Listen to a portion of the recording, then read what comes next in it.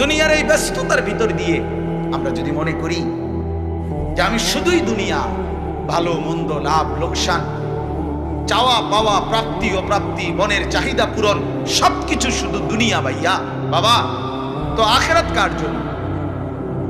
কবর কার জন্য? তাইলে নবীজি সাল্লাল্লাহু আলাইহি সাল্লাম কাকে তাইলে আখিরাত বুঝাইতে চাইছেন?